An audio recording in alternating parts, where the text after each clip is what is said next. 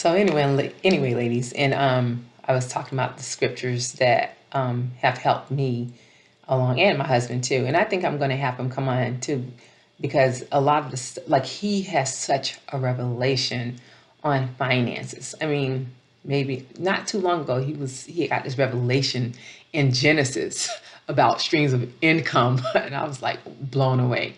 But I will have him on in the future, just talking about things because he really is a financial expert. But all of he'll tell you he has a extensive background in training in a wide array of things, but especially finances. And he'll tell you it all comes from the Father. It wasn't the education, but it was the Father. So you think on that. But anyway, in Romans 13:8, it says to owe no man anything but love. So, in other words, don't be in debt. And if you're in debt, get out of it. You should owe nobody anything. And you think about that. Like, I mean, look at the way our system is set up. You're taught, you go through K through 12, then you go to college, and most people, or I wouldn't say most, but a lot of people come out with all this debt, right? And I thank the Father that I went to school and scholarships, so I didn't have all that debt. But I mean, if you think about it, it's such a weight because you come out with all this debt, and then you pretty much mortgage your life. So you have to work all these years to pay off that debt.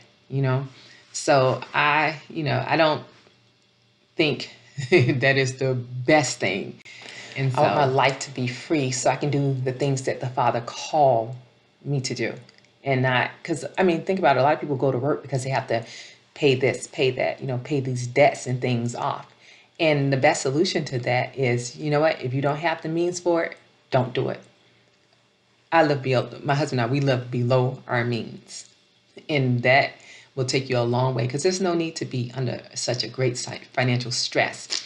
And then if the Father calls you to do something because you want to be able to help people, like you don't get money, you don't have talents and stuff just to serve yourself.